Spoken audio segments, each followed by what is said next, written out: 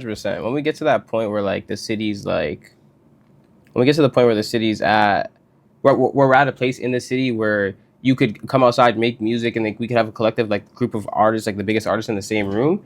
That's when I know that we're going like. That's when I start to count down the days of like when we're gonna like start to take over like the music scene in general. Because no matter what, like in my mind, I feel like in the next 10 to 15 years, and I said this in like multiple videos, bro. Like I feel like Toronto is gonna become the hub of music at some point in time. What do people do when they don't understand something? They make fun of it, right? At first, and like right now, like if you look at like streams and shit like that, like a lot of people are making fun of our accent and da da da da da. And like America, like in the last like few years, started to like kind of pick up on like the UK wave. Who's identical to the UK? Us. Like who has the kind of the same slang as the UK? Like us. Like we know the UK and us are like this.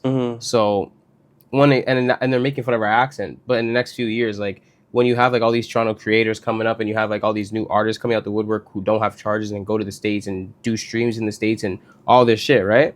It's like at some point in time, something's gonna kind of finally push things over the edge, and we're gonna start to slowly take over the music scene. And I don't think that's like gonna be by mistake. Everybody's just getting used to us now and kind of incorporating like Toronto antic slang and just like kind of into their daily rotation on social media, which obviously makes the world smaller. But yeah, like I think we're literally on the verge of like kind of a breakthrough. Yeah, and once we, like I said, once we get to that collective where we have like one of those legendary nights, like whether it be in a club or an album release party or like just something, like there's gonna be like this kind of like, it's like almost magic in the air in the city where like everybody's gonna look around and be like, okay, like yeah, this is it. Like now we know what like it's up and stuck. Like I guarantee you, there's gonna be one of those moments in the next few years, and it's gonna be crazy.